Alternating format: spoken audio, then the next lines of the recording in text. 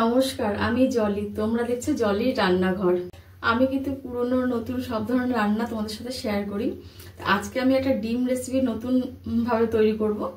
তা ওই ডিম রেসিপিটা আমি কিভাবে তৈরি করছি চলো তোমাদেরকে সেটা আমি দেখাই। কড়াইতে জল বসিয়ে দিয়েছি, এবার আমি এর মধ্যে ডিমগুলো দিয়ে দেবো। আমি 3-4টে সেদ্ধ করে নেব। দিয়ে দিলাম এর মধ্যে ডিম। এবার এর মধ্যে একটু অল্প লবণ দিয়ে দেবো।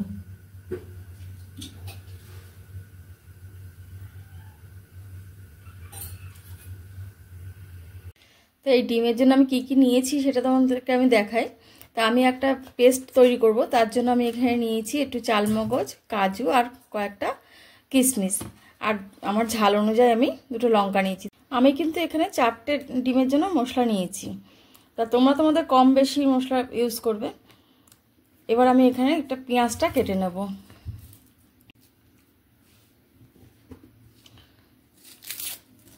পেঁয়াজটা একটু ঝিরিঝিরি করে কেটে নিতে হবে।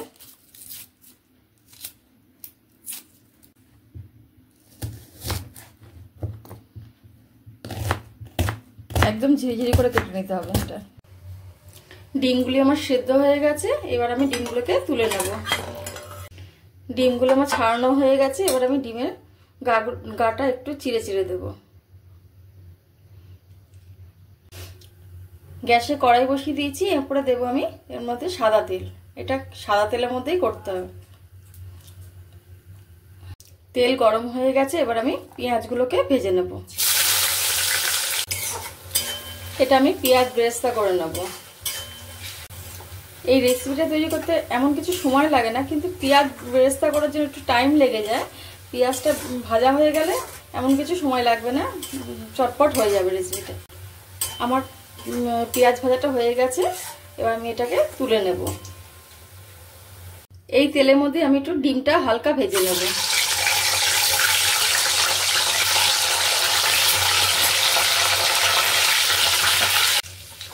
ডিম ভাজার একটা ছোট্ট টিপস তোমাদের সাথে শেয়ার করছি।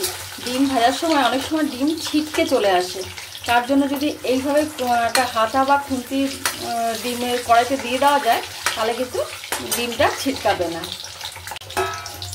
ডিমটা আমার ভাজা হয়ে গেছে, এবার আমি তুলে নেব। একদম হালকা ভাজা হবে। এবার আমি তেলের মধ্যে দিয়ে দেবো সামান্য একটু দারচিনি আর 3টে এলাচ। এবার দিয়ে দেবো আমি টমেটোটা।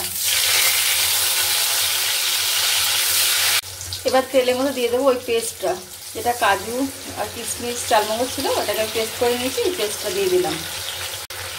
বাটির মধ্যে লেগেছিল, ওটা ধুয়ে আমি দিয়ে দিলাম। অল্প একটু জল দিয়ে দিলাম। দেবো একটু সামান্য একটু হলুদ,